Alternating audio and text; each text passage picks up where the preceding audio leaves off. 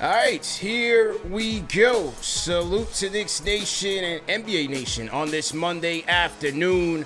This is an NBA Report Knicks Fan TV simulcast, man. CP the franchise. Special guest, my guy Q Rich is in the building, man. Quentin Richardson of the Knuckleheads podcast. Also a Orlando Magic analyst for Bally Sports South.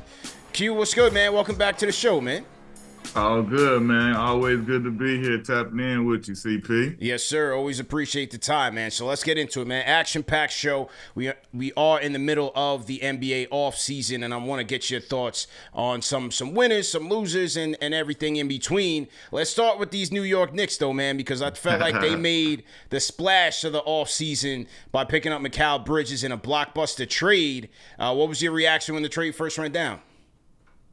Man, I was kind of surprised, but not surprised because I had heard some of the rumblings and knew that, obviously everybody see and know the relationship between the guys from Villanova and all of that, the back and forth on social media and all of that stuff. And you just know from being a former player and you would love to play with your teammates if you rock with them like that. And those guys obviously won a national championship and did some special things, so they got a good relationship.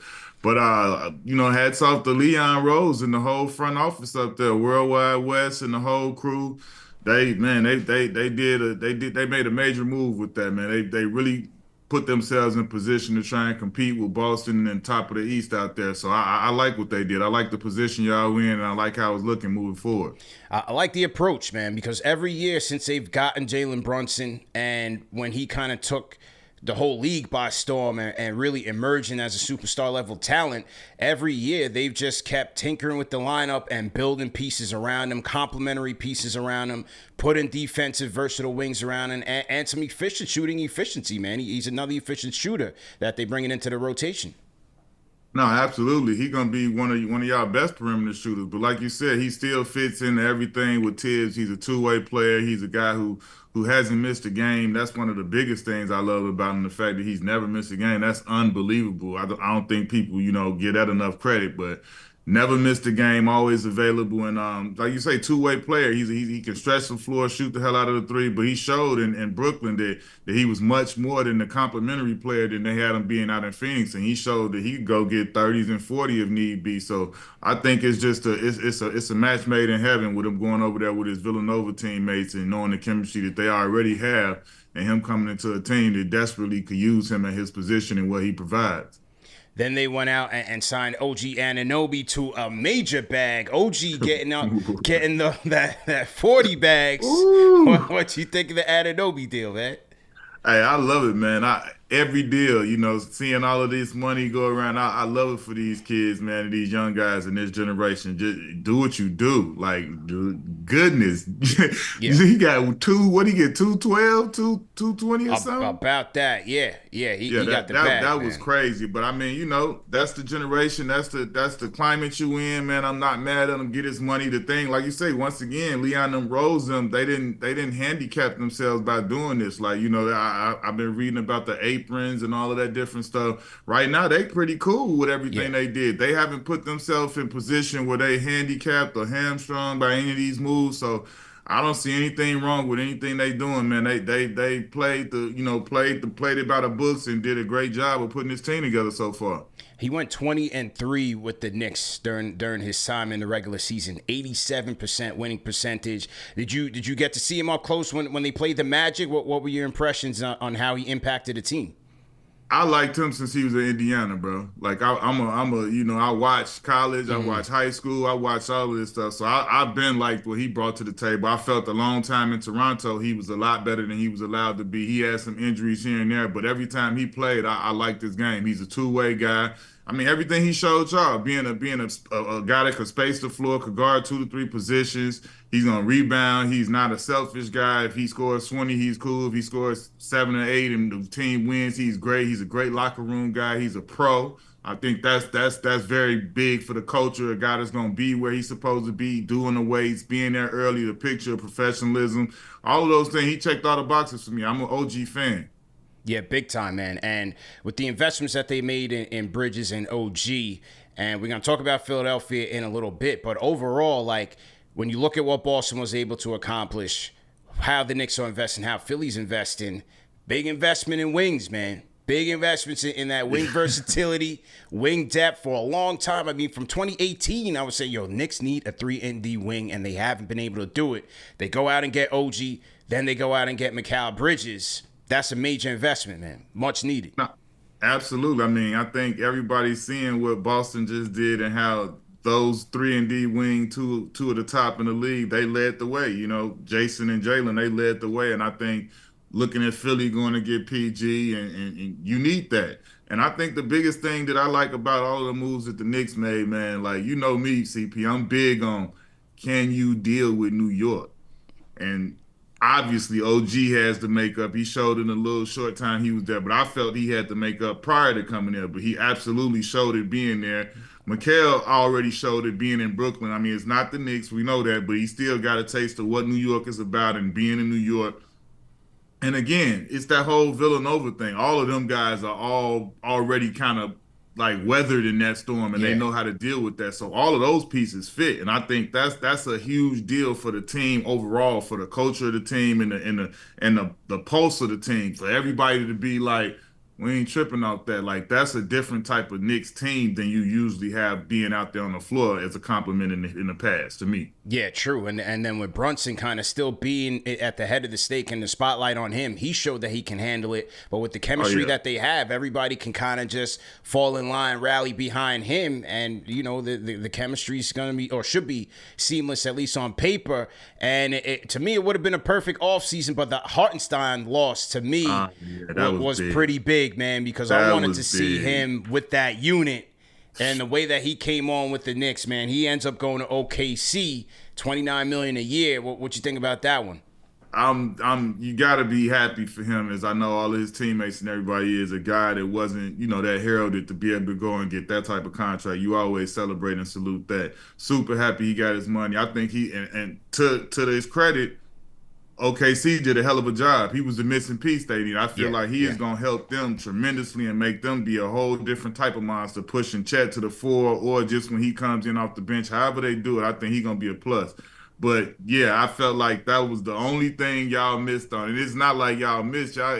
He got too expensive. He outplayed everything, and you couldn't afford him. So, with that, you got to salute him and say best of luck. But I think that was the only thing that I didn't like to happen for y'all this offseason. And that's something that was totally out of y'all control. He just played himself into a position where it is what it is. So you salute him and wish him well. But that's like the only thing that I disliked for the Knicks, that they lost him, because he was tremendous. He was big time. Yeah, so now as they look to fill that backup spot, it's crucial because, look, Mitchell Robinson is a great player when he's on the court for them and when he's healthy, as a rim protector, as an intimidator, as an offensive rebounder, defensive rebounder. Like, he still contributes to their identity or help build it, but they need insurance. They need somebody who could potentially start like Hartenstein did for 50 games for Mitchell Robinson and in the playoffs. And a lot of the backup plans are coming off the board. So we'll see if they bring back Precious Achiuwa or what they do there. But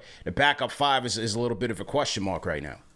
Nah, I agree with you right there. I wouldn't be mad at Precious Achiuwa. I think he boded well in the limited minutes he had, and he showed what he could do. I liked him when he was in Miami and in Toronto. I like him, so he wouldn't be a bad backup choice to me. Big time. Salute to everybody in the chat once again. Hit that thumbs up button for you boys, man. CP the franchise. Q Rich in the building. Throw a number 3 in the chat to salute our guy Q Rich on this Monday afternoon, man. NBA Report, Knicks Fan TV, simulcast. So that was what the Knicks were up to in this offseason. Now let's go to Philly, man, because Daryl Morey was on a mission to make his team happy, to make Joel Embiid happy, and put a formidable unit out there on the court.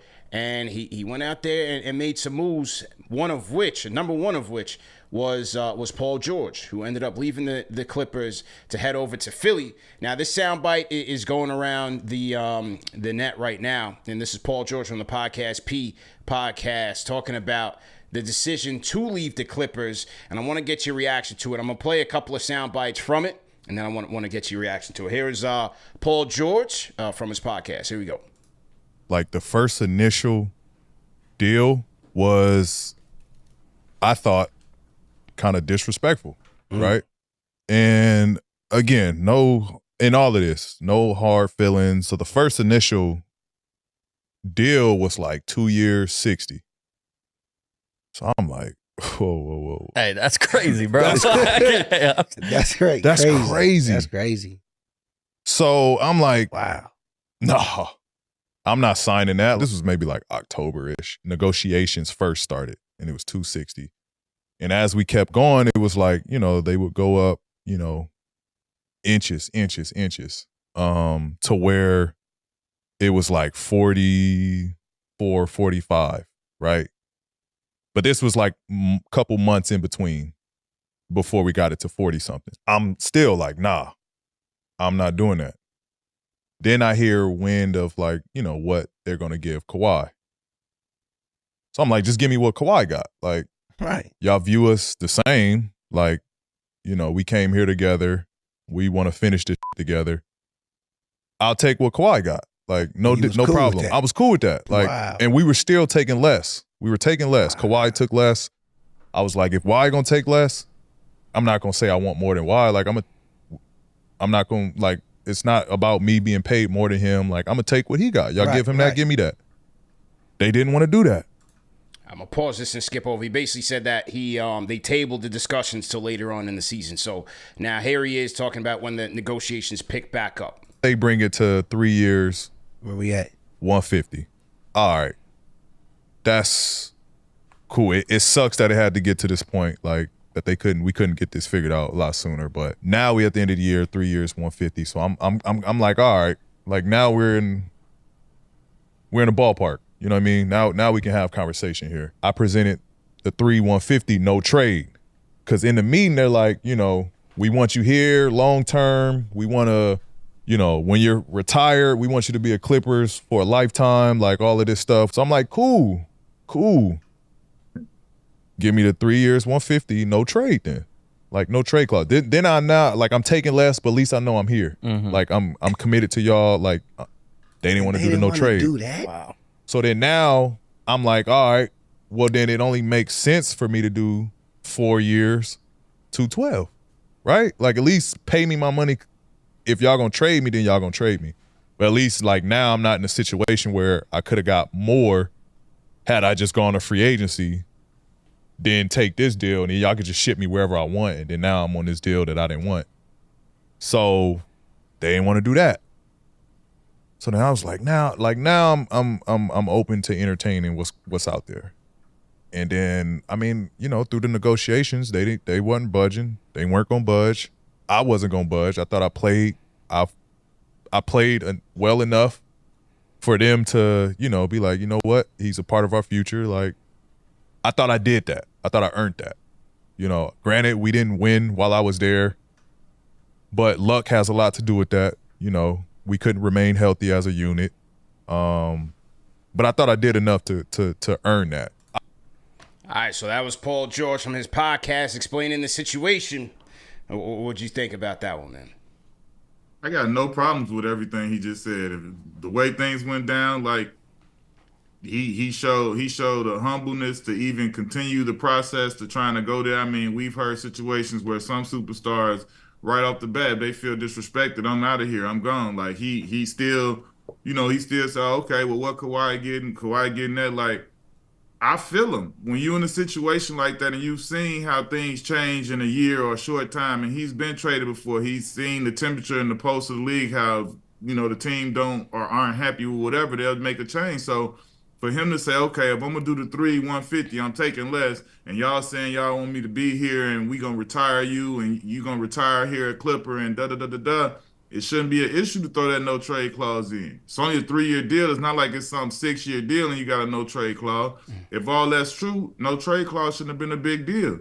And when they say no to the no trade clause from a negotiation standpoint, okay, yeah, well, let me get my 4 years then and let me get my max money. So if you're going to send me somewhere, at least I'm going to be whole and I'm going to have my money and go with that. And so when it came to that, I have no problem I have zero issues with the way he handled that. He did what he should have did. And then to get to a situation where he's in a great position to compete for a championship, and he got to the table with a team that told him everything he did want to hear. To this point, I mean, he has the right to feel that he earned what he felt like he earned. He played 74 out of the 82. He was present for the playoffs. He was there. He did his thing. I felt like he should have been able to get whatever Kawhi got too. That didn't seem like he was asking for too much. He could have literally tried to say, I want more. I was more available. I was more here. And he was humble enough to not do that. So for me, I got zero problems with the way he did that. And it sucks, but I don't feel like the Clips made the right decision right there. It seemed like they set the tone though. I mean, 2 years, 60. That was crazy. To lowball him off I the know rip, it was in kinda... October, but that was like crazy. I mean, it sounds a little more crazy because of what we know now that has happened. But yeah, I think that was to me, that was like, damn, 260, like, nah.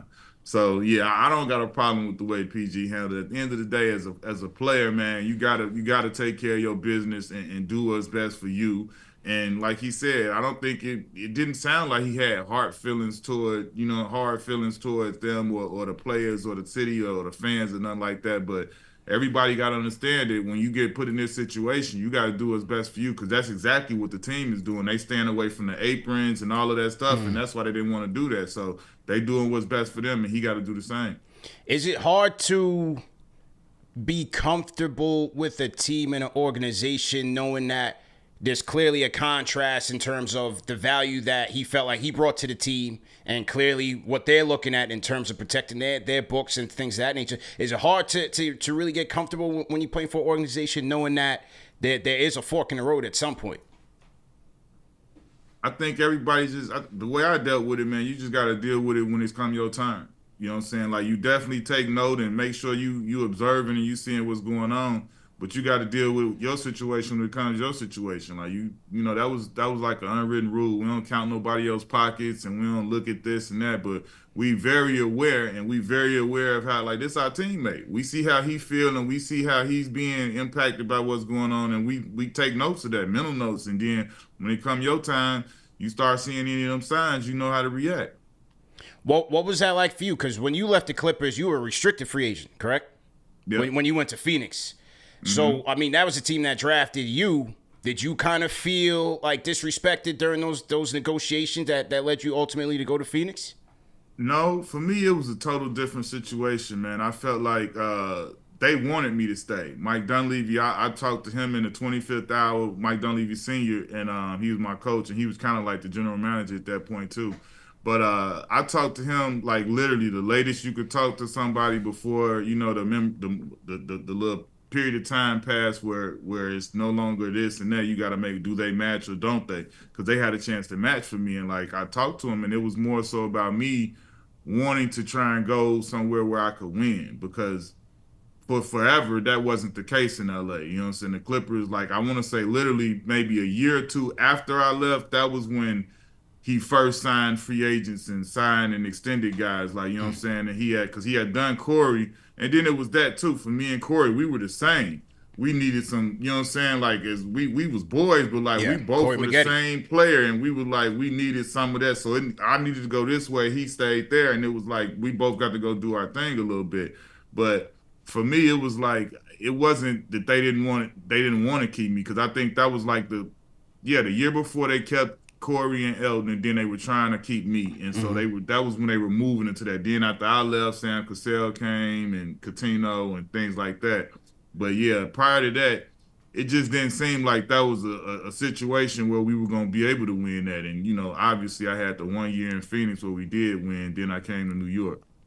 And then, you know, in this free agency, especially now with the aprons, in certain situations, you could have players potentially taking a little bit less right now, especially in New York. Jalen Brunson is kind of on the clock as to whether he's going to extend his contract now, save the Knicks a ton of money so that they could have some flexibility going forward. A similar situation in Phoenix with you, as you described it on the podcast, as Steve Nash did that for you, right?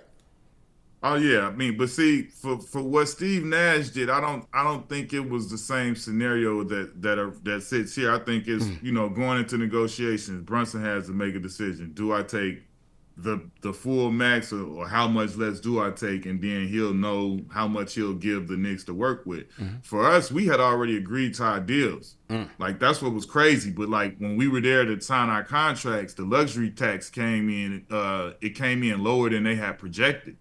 So that meant that it wasn't about who going. It was just like somebody has to, and you already know when you had like if it was left to the agents, it never would have been resolved. It would have been a like his agent was on the plane, my agent was in Miami, and then when they brought it to me and Steve, it had no chance to go past us. Steve just said, no, just take it off mine and give it to him. Like this was before I get to call my agent and say, what do we do here? It was none of that. Steve cut the middleman out and just made that call like on the spot. And that's what made it like unbelievable. Like, yo, this is the most unselfish dude I've like we didn't know each other past him playing for the Mavericks and me playing in LA and just competing against each other and what's up on the court pad. Like for him to do that like that.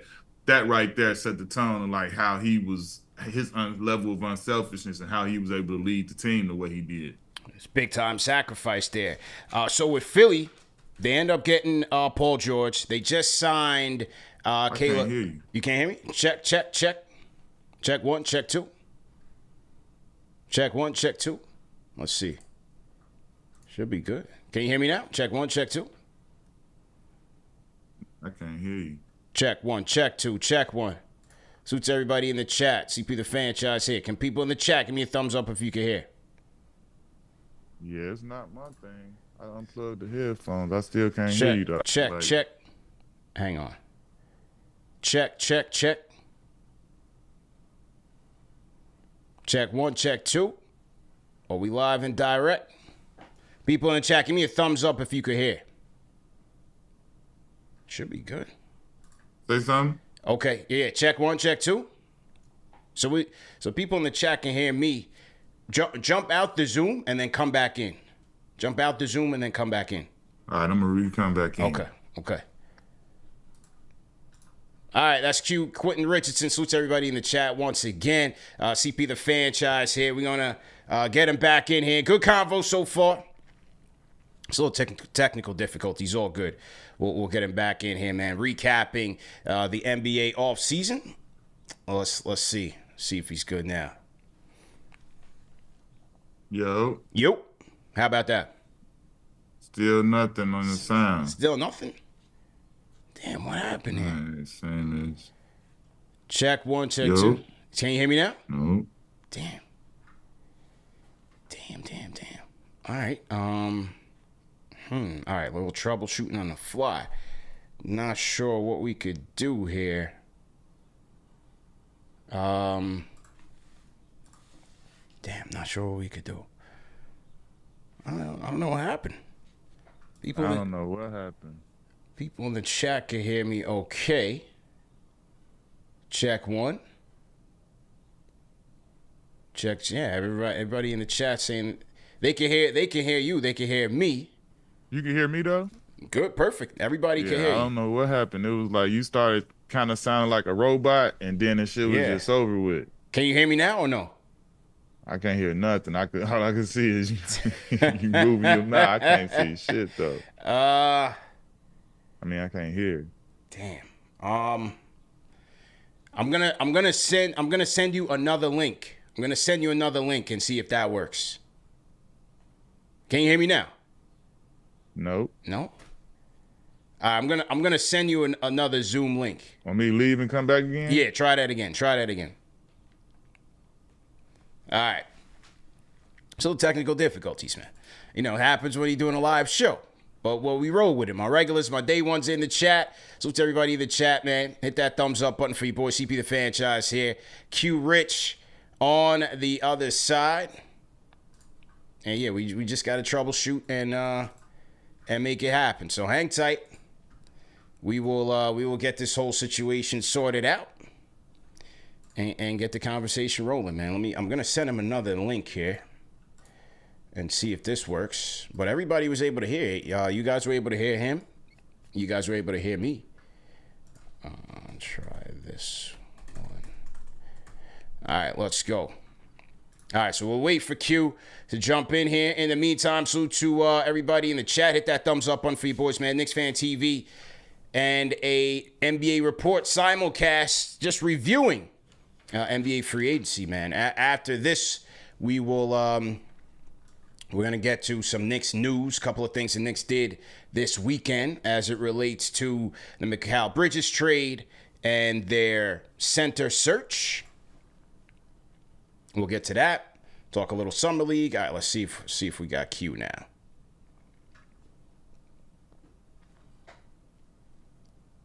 Let's see if we got him now. I hear you now. You got me now? Okay. All right. Sometimes you just got to reset it like Nintendo, man. So we back at it. No worries. Yeah, I don't know what happened. That was crazy. Sometimes we just got to reset it like Nintendo, man. So anyway, back to it. What you think about Philadelphia's moves, man? Morey making moves, re-sign Maxey. They got George, Oubre, Caleb Martin. What did you think about that one?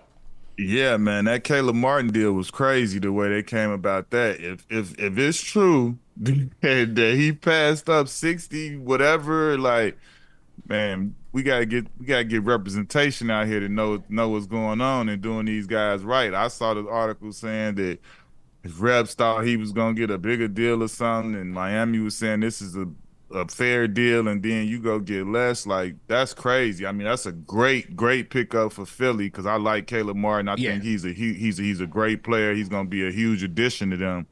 But that little mathematics the math wasn't mathing for me. I was 65, turned down 65 and signed with the Sixers for 32. I mean, I remember 2 years ago when they went to the finals, his free agency was a big topic because of how well he played. Obviously, he outplayed his contract, but is that the agent's fault there if that's the case? I don't know the intricate details there, but from the just reading what I saw on Hoops Hype and some of the articles, it said that his representation was going back and forth. Like I ain't never really heard a player try and say, I know my mark. We usually listen to our agents and our representation. So to me, that sounded like, man, that wasn't good business, Jelly Roll. not at all, man.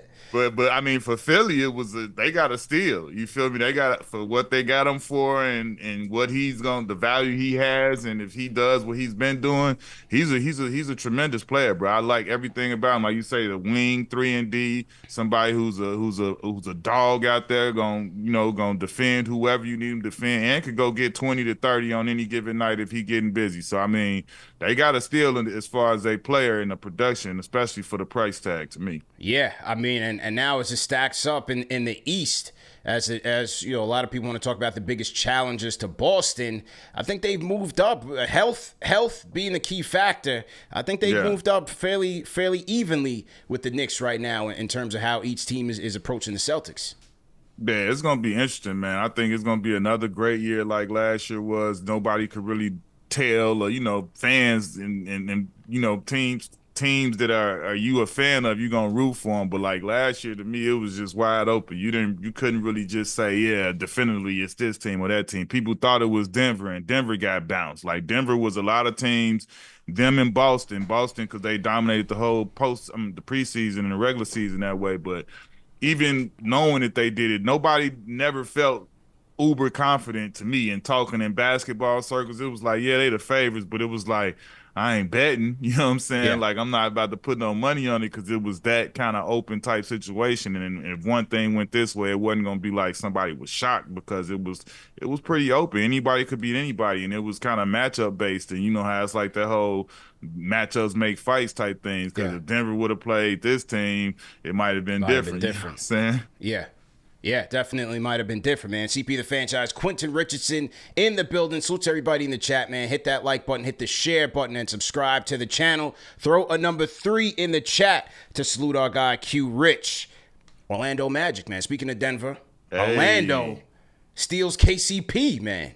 Big pickup. I thought that was a big pickup for them.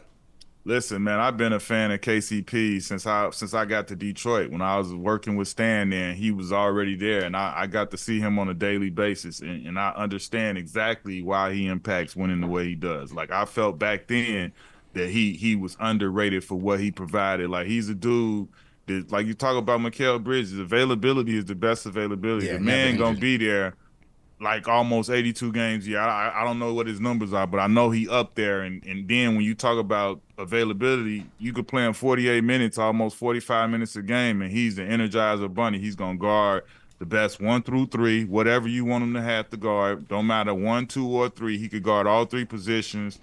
And the dude play and work his ass off. He is the epitome of playing hard work. And like, you know what I'm saying? Like, it don't matter who you have him guard. Like I saw when he was with us in Detroit, this is before, he got as good as he is shooting the ball, and before he became a overall better player. He didn't get a lot of shots, and he guarded he had to guard the best perimeter every game. It was him and Reggie Jackson. He was a far superior defender. So like Steph Curry's, Dame Lillard's, all of these guys, that was KCP's matchup. And that's the versatility he brings here to Orlando. And now he brings championship pedigree, championship experience, and just the knowledge of being an older veteran in the league. And he's a picture of a professionalism. He's going, like I said about some of those other guys, OG and them, like he's going to be where he's supposed to be. He's not, when it's time to practice, he's going to be there early, getting his shots up. He's going to be showing the young guys, this is how you go about being a pro. And those type of dudes are uber important to your culture and to your atmosphere in the locker room. And I think Orlando has a great one already, and adding him is going to make it even that much more better. It's a good investment for Paolo and for Franz, who they invested in a major way as well. So an extension on Jamal Mosley, multi-time champion. That's a big pickup for Orlando. Then, as I said, they also give Franz the max. They bring back his brother. They bring back Bictaze. So they pretty much, with KCP, running it back. Jonathan Isaac also getting his deal. So another year to move it forward. They were bounced out the first round against Cleveland, but another year for a young Magic team, man. Yo, listen, I don't know that there's any individual player in the league that I'm rooting for harder than Jonathan Isaac, and it's just for him to stay healthy. That's it. Yeah, because when he's healthy, he's a top 5 defensive player in the NBA. He's a defensive player of the year candidate when he's healthy. Watch him. Go look at clips of any time when he's healthy. YouTube it, look it up, and watch him against whoever. Name him. I'm not saying that they're not going to score on him, but watch how hard he makes it and watch how difficult of a time he gives them. I don't care, from Giannis to whoever you want to name, from the Tatums to anybody you want to talk about. When J.I. get out there and he's at a healthy place with his body and he can get out there and perform, watch him. That's all I root for. I root for him to have health and good luck as far as his health. If he healthy, I know what he gonna do out there on the court. He's gonna be a huge plus. Huge plus. See, I'm telling you, I watched every game. I watched him. He is a defensive player of the year type player. He's that level of a defensive player that when he's healthy, if he can put together a healthy season, people will see he'll be first team all defense. Easy. Going out west. Felt like OKC was the winner so far out west, man. They pick up Caruso in a trade, then get Hartenstein. They go from a player like a Giddey, who got pretty much played off the floor, to one of the best perimeter defenders out there, a low-maintenance, low-usage guy that can get it going for you efficiently, especially from 3. I think he shot like 40% from 3 this year. They get Hartenstein to shore up their rebounding woes, somebody you could play with Chet, gives them some options at the 5. Yeah. I think OKC, number 1 seed in the West, stacked up, man. I like what they did. They scary coming back, knowing that they finished the number 1 seed and they improved. Like you said, Josh Giddey, I like Josh Giddey. I felt like when he had the off the court situation, I felt like mentally he didn't recover from that. You know what I'm saying? Hopefully him going to Chicago gives him a fresh start, a team. But they seemed like they was excited about getting him. So like this gives him a fresh start where he could get that out of his system and then get back to who he had been before that. Because before that he was good. Yeah. But Caruso, bro, like, come on, man. That was crazy that they got that and didn't have to give up, like, picks and all of this extra stuff. Like, bro, that was crazy. Because, like, I can remember when Caruso and Lonzo Ball were healthy. These two dudes in the backcourt were hell, bro. They defensive pressure, 94 feet, was crazy. Now, you add Caruso to SGA, Lou Dort, Williams and Chet and all, like, dog, it's just about to be crazy. Then they still were able to retain their bench guys. They opted them out of their deals and signed them back up. So like, man, they did a crazy good job of free agency, man. Like you say, getting Caruso and Hartenstein, I don't know anybody who got more of exactly what they needed. Right. Like a perfect exact what they needed fit in those two guys. And they, both of the guys are unselfish about the right things, about, playing defense and rebounding first, and then everything else is cool. So I feel like they hit a home run right there out of the park with both of those guys. And then, obviously adding and keeping their guys that was the bench players and the role players, they hit all the cylinders. And then speaking of Chicago, DeRozan yesterday gets traded to the Kings in a sign and trade. Pick swap, 2 second-round picks. Harrison Barnes goes to the Spurs in that deal. So now you have in Sacramento, you got DeRozan, Fox, and Sabonis. What you think about that one? I like it.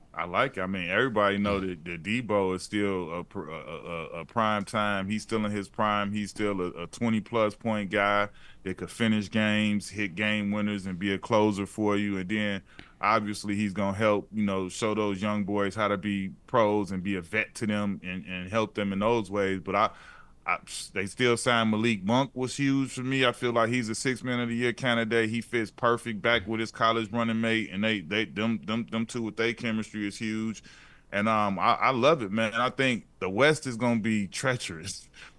Yeah, PG ain't wrong at all for going to Philly and getting out there, because you gotta think about it, like the moves is being made. Like, who's gonna be all-stars and all that? Like, it ain't just a clear cut. Like, it's gonna be some significant names left off those lists and things. Now, when you look at some of the players that's moving and where they going and coming, everything just ain't sweet out west no more. The West is treacherous, man. Will Clay find new life in Dallas? I think so. I mean, when you shoot the ball as well as he shoot the ball, people made a big deal about his numbers, but they don't acknowledge that even what they called as a down year for his standards was still one of the best shooters in the NBA.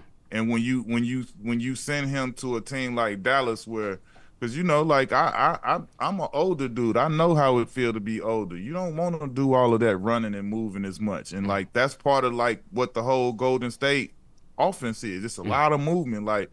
And Dallas is not a whole lot of that. You telling me that Clay can't camp out in the spot over here and spot up over there and wait for Kyrie and Luka to do their thing and to draw a double and kick it out, and he not going to be a knockdown shooter? I got to see that to believe that. I don't believe that he's not going to be 40% or whatever, higher, 42, whatever percent, just a great shooter for them. I feel like if he, got some of those shots that they were being given in the finals, that Clay would make those. These weren't no off the move or coming off curls or running into it. These were just people standing still, missing shots. And to me, Klay Thompson is gonna make more than he'll miss of those type of spot up open shots. So I think for him, and I respect his knowledge. I think he knew and looked at the scheme and said, this is what I feel like would benefit me at this point. I think I think we as athletes, as players, we know ourselves a lot more than people give credit for. And I think Clay, being the vet that he is, a champion,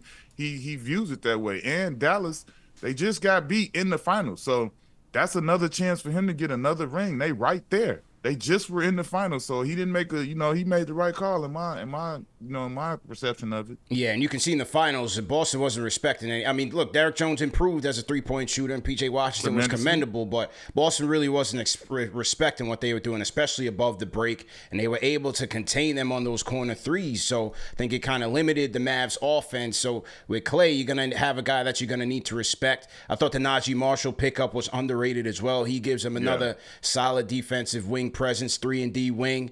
We'll see what Quentin Grimes can give him. They got him in the Hardaway trade. So Dallas was able to retool, although they have limited assets, and we'll see where they go from there. Nothing from the Lakers so far. They brought LeBron back, but seemed like Clay was a target, Harden was a target, Valanciunas kind of quiet on the Laker front right now, man. Man, it's crazy the way that it went down. I definitely thought they would get somebody, and I still think they're gonna try and make a push to trade for somebody with them striking out in free agency like that.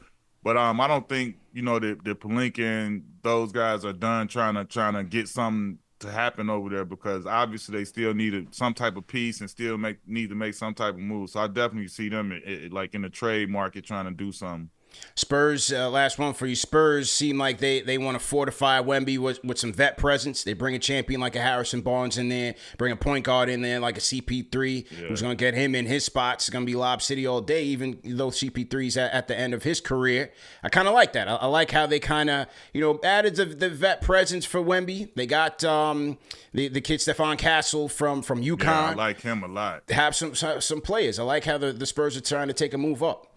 Yeah, I like the way they're going about it. It's not going to happen overnight, but they building into it. I love the CP thing, man. I feel like you said, he's going to be a huge help for Wemby, just his knowledge of the game, expanding that and making him more cerebral. But for CP in general, I like it because it takes all of that talk off for the championship and all of that right now. I mean, the Spurs aren't there right now. I mean, the last time that he got sent into a situation like this was OKC, where everybody thought he wasn't going to show up, and he showed up, and he was outstanding as a player, outstanding as a vet for them. And I feel like this will just kind of like revitalize his fire, and it'll kind of take the attention and the topic off championship. It'll just be about hooping. You know what I'm saying? I feel like that's what CP at the end of the day, no matter what you think or what you say about him, like my perspective of him and view of him is that he is a hooper's hooper. He always loved the hoop. No matter what's been going on, or win, lose, or draw, you're going to find CP on the court.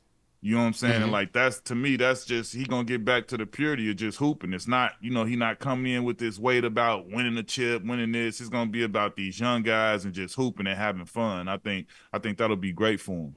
As we march forward into the offseason, what's on the agenda for Q Rich and Knuckleheads podcast? What do you got on the stove?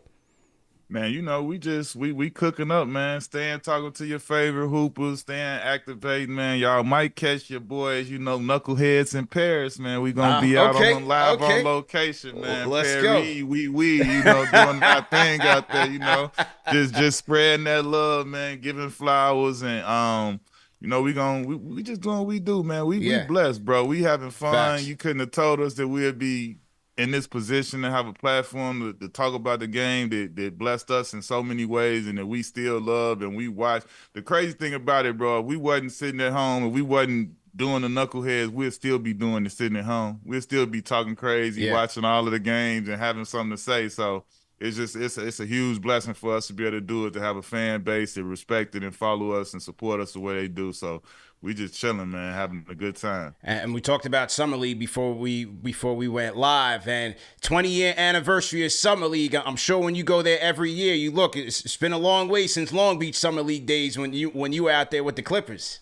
True story, bro. Like, to know that Summer League became a big business like this, like, because our first year going into the league, we didn't even play Summer League. We hadn't signed and none of that. So our first year going into our rookie year, we didn't play. We played our second year. Like you said, it was in Long Beach at the Pyramid. So we come in after a year of the league. Me and D Miles, man, we pulling into the tunnel in our trucks. We VIP. We pulling in like, this is JoJo and I'm Kiki pulling. We the pulling brothers. We shoot all the balls.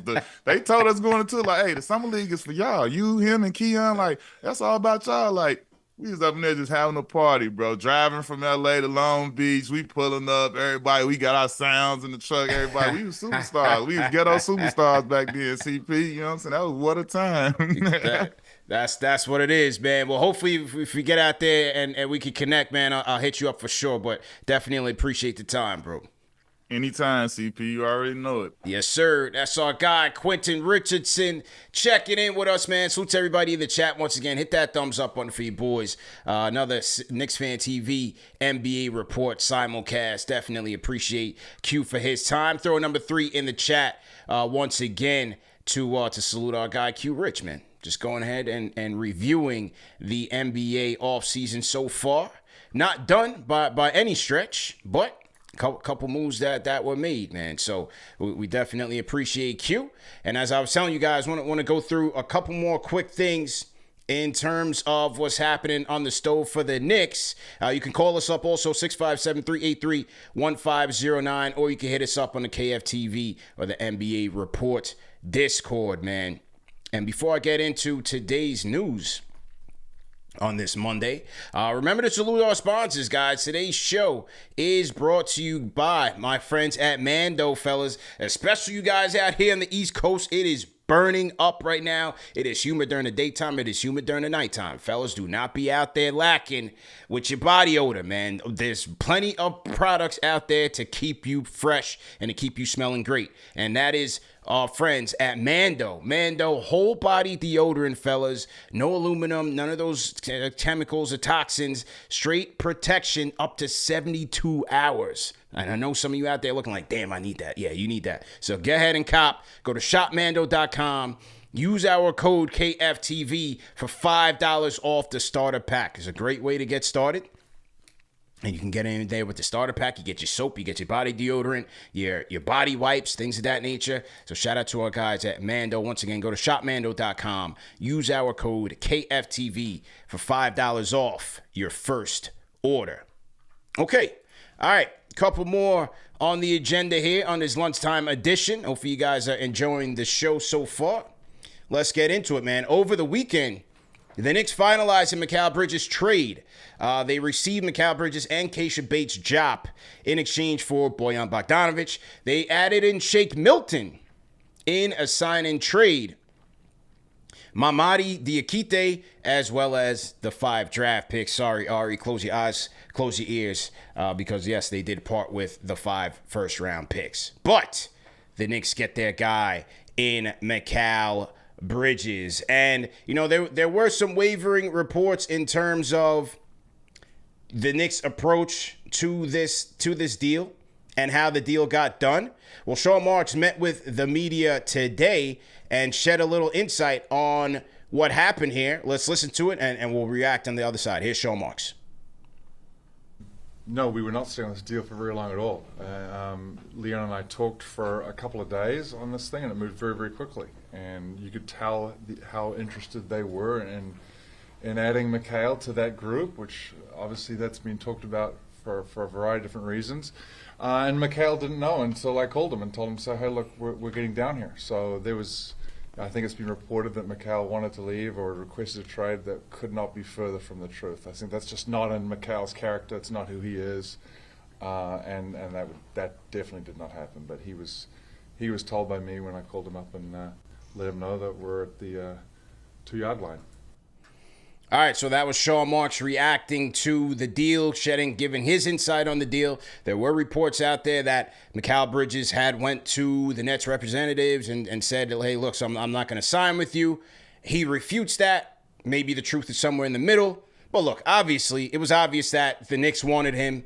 Hart, Brunson, the Nova connection wanted him there. It was obvious that Mikal Bridges wanted to be a Knick.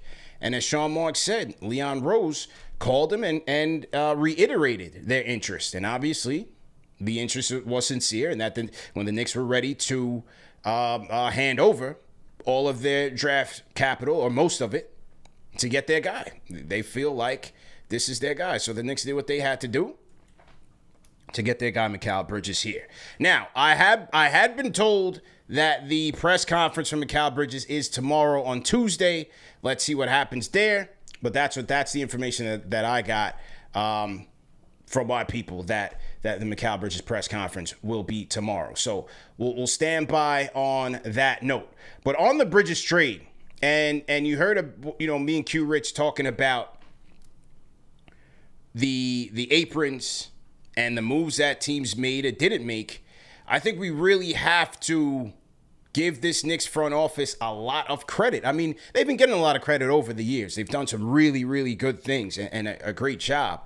But the 2 weeks after the Bridges trade, it was discussed that the Knicks are trying to finalize the trade in a way that they would be able to send more salary out than they were taking in, trying to navigate the challenges of the CBA and not be capped out at the first apron, hard capped at the first apron, which would further restrict their ability to finalize the roster and move forward into the future. So here it is with this deal. They add Diakite, they add Shake Milton in the sign and trade. And even Shake Milton's acquisition when he first got here was a little bit underreported, but the way in which they were able to sign Shake Milton and the amount that they gave him gave them the wiggle room to add him into this deal. and get it done. So, like, these are the type of margin moves that we're talking about here that can take you a long way. So for Leon Rose, man, this is the era. I said it out on Twitter. This is the era of cap management and savvy scouting. And when it comes to what they're doing, whether it's Brock Aller or a team of whoever's crunching numbers and with the calculators in the back, they're doing an excellent job navigating the challenges of this CBA. You gotta be on it, because that is how you can take advantage of teams. And this CBA is humbling teams this offseason. From the Phoenix Suns, you see Denver 2 years in a row, they lose Bruce Brown, and now they lose KCP. They lose KCP because they didn't want to move into the second apron. So now they have to trust that their young players will take another step up, like a Christian Brown, a Julian Strawther, and hope that your MVP, Nikola Jokic, can make them better. Because that's the only way that the Denver Nuggets are going to remain contenders, true contenders in the West, is by their young players. And yes, Jokic and Murray and Michael Porter, for as long as he's on the team, Aaron Gordon, have to lead the way. But your supporting cast is also going to be important. Red Storm 84, the devil is in the details. Absolutely. The devil is absolutely in the details. So Leon Rose and Wes and all of those guys are doing an excellent job. Great job by them. Now, over the weekend, Ari flared up again on Twitter. The toxic boy Ari. And again, was not happy about the picks going out the deal. Now, he got a lot of tomatoes on Twitter. He got a lot of tomatoes here when he first made the comment. But my comment to Ari and to everyone out there was, with the Knicks being able to now be hard capped at the second apron, they have the money to go get Precious, and they got to bring him back because they're losing candidates here by the day. I mean, at this point, we got to call Earl Barron and see what he's doing. So it seems like they're going to have to go get Precious back. And then can they still swing a trade for Nick Richards? I don't think Walker Kessler's a realistic option. Never know. But at the end of the day, like I was telling Ari, think about the moves that they made this offseason and the move they didn't make. The Knicks are not done. They are not done. There's one more target that is on their radar. And we're going to talk about that on tomorrow's show. The Knicks are not done. There's one more guy that they want. Some of you guys have an idea. The reports have been out there. And I'm telling you, there's a guy that they want. That's all I can tell you right now. Well, we'll talk more tomorrow on that front. These guys are doing an excellent job and getting there. And we'll see what happens there. Johnny Bryant, guys, out of there. Johnny Bryant is headed to the Cleveland Cavaliers. So Spider Mitchell gets his wish. He gets the bag from Cleveland. Obviously, his options were running out when the Knicks did not decline to show further interest. Kenny Atkinson is there. So now the Cleveland Cavaliers belong to Donovan Mitchell. Johnny Bryant goes from associate head coach of the Knicks to associate head coach of the Cleveland Cavaliers. For some of you, this is a nightmare. Your coaching dream, your coaching nightmare is gone. So he goes to Cleveland.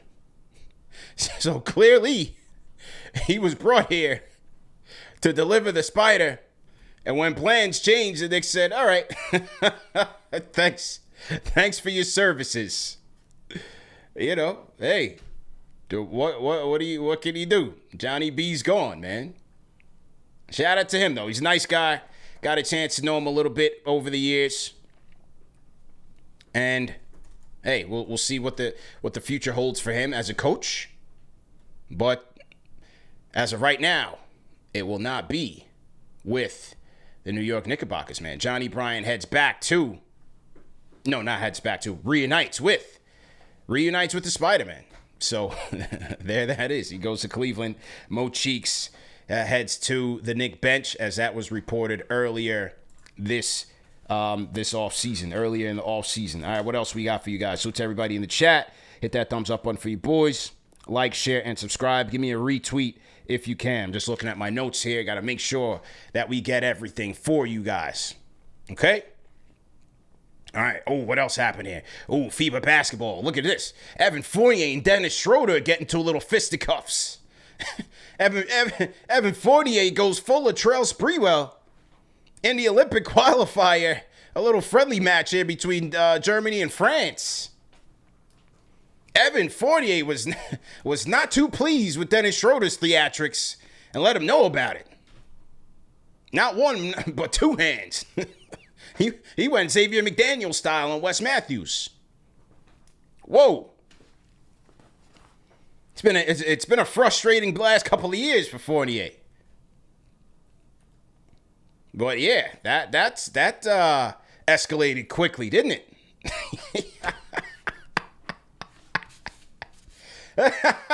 And then after that, in typical Euro fashion, they kissed and made up. They gave each other a hug. They talked it out. You don't see this in the NBA. You don't see this right away after things get physical that way. So good job by them. And as people joked, they could potentially be future teammates. So they might as well kiss and make up now so things don't get awkward come training camp.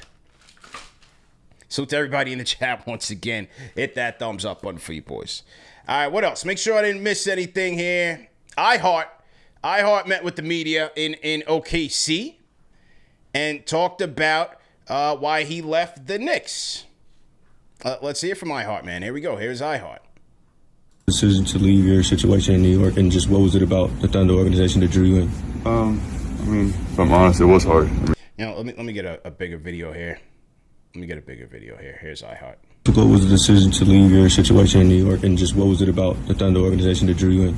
I mean, if I'm honest, it was hard. I mean, I was in a situation. I mean, I love my teammates out in New York.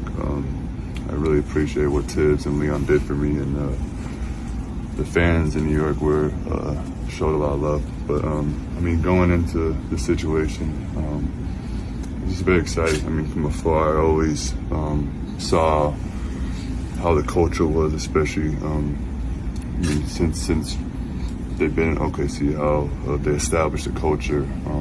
The style of play, I think, really fits me. I'm a high IQ player. They have a lot of guys who cut, so I think to me, I'm one of the best passers in the NBA. And then just the culture. I mean, again, very family based, and so it was just something that was really exciting to me. I felt like I can really expand my game here. I was just especially talking to Mark how open-minded he is. So it's really exciting for me. And then just defensively, I mean, I think I can still bring a lot to the team. I mean, I feel like they were really good last year, but then bringing Caruso and myself in, I think we hopefully will take another step in that. You mentioned talking to Mark. I just wondered what did go. All right, so that was iHeart, the former Nick. A lot of you guys are tight at him, man. I mean, the comment section wasn't too friendly. I thought, I would extend him an invite to the Once Nick, Always Nick cookout. Maybe it's a little too soon for you guys, man. Look, he got the bag. He's going to a good situation. How can you blame him? I do think, or at least I do know, that there are basketball reasons why he left as well. And that's all I'll say on that front. There are basketball reasons that he left. So, and then iHeart's contract. Let me see the final terms of the deal. 2 years fully guaranteed. 2 years fully guaranteed, which is worth $58 million, and a team option year 3 worth $28.5 million. So the contract starts at $30 million and descends. So there you go. That is the update on iHeart, if you care about them. Oh, and what do you know? What do you know? They said CP. What are you talking about? I put it out there on Saturday. Here's Stephen Bondi. Mikal Bridges speaking to the media tomorrow. First introduction of a new Knicks player since Kemba/Fournier. Somebody at my guy Stephen Bondi and say, hit edit on the tweet and say, as first reported by CP the Franchise and the good people at Knicks Fan TV on Saturday.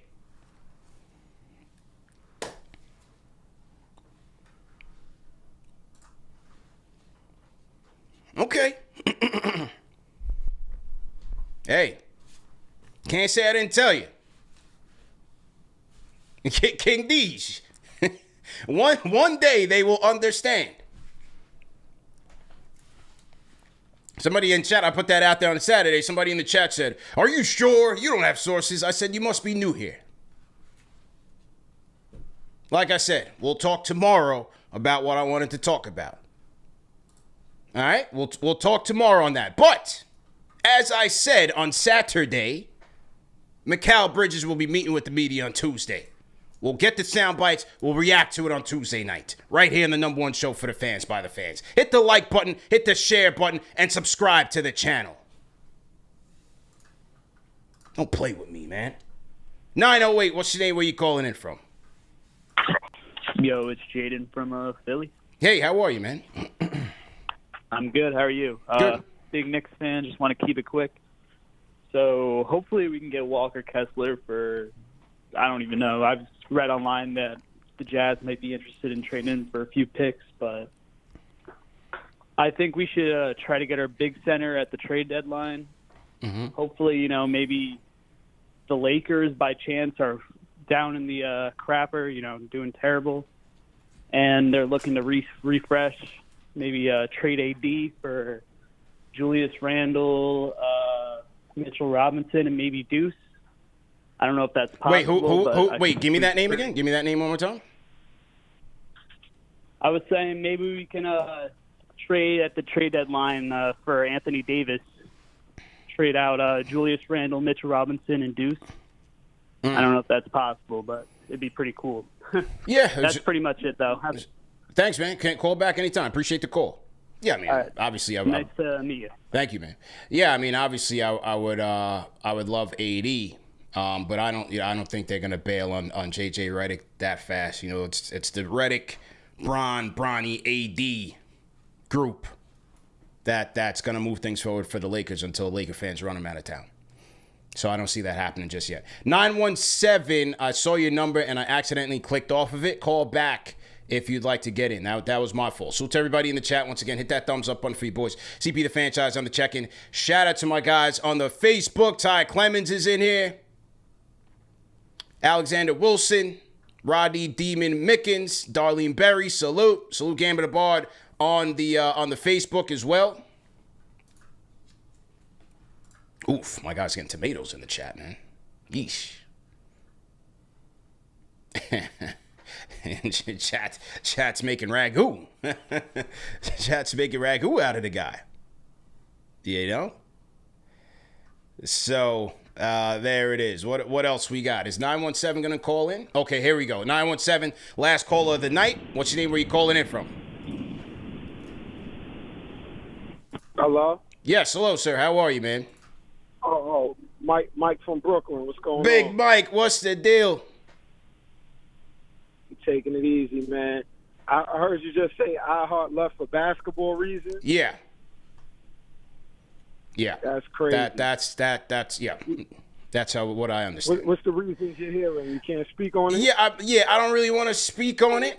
I don't really want to speak on it. I'll just say that. But it, certainly financially it was a big deal, right? But I think there were some basketball reasons as well. Yeah, I heard he may want to shoot the three. Yeah. These guys are delusional. Tibbs gets you $30 million playing his style of ball. Now you want to play a different style. You were a journeyman playing your style of ball. Yeah. These guys are delusional, man. We don't want them on this team thinking like that. Yeah. Good luck to them. You know what?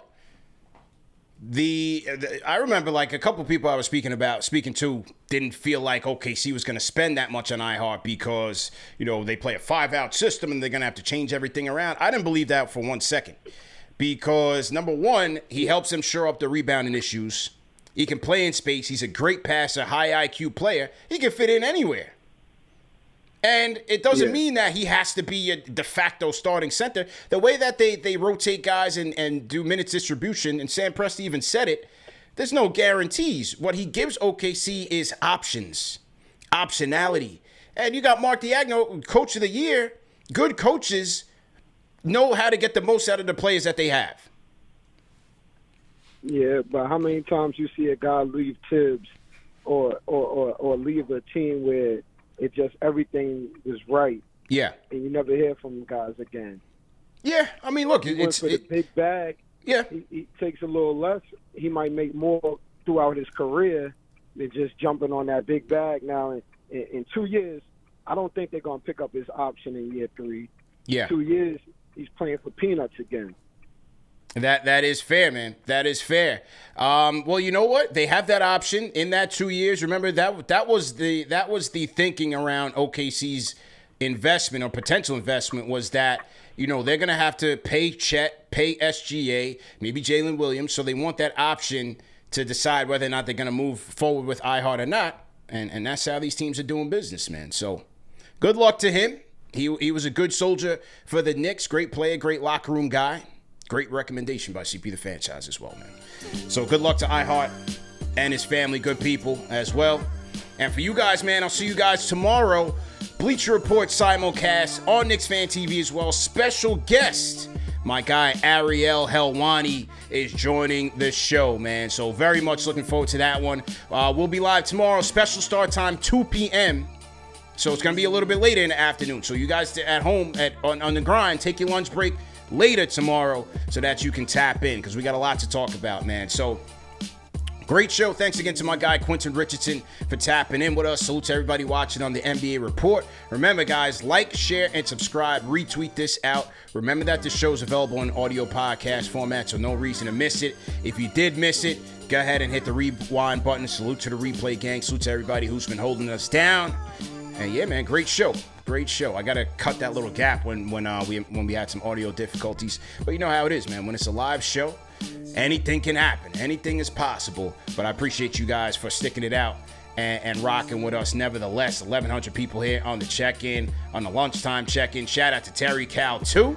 Says my guy CP, steady grinding. Thanks. Yeah, man, this is what we do, man. I have fun doing it. Just like Q said, if I wasn't doing it on the platform, I'd be home doing it anyway. So it is what it is, man. Having a great time. You guys enjoy your day. Support our sponsors. Go to shopmando.com and use our code KFTV for $5 off the starter pack.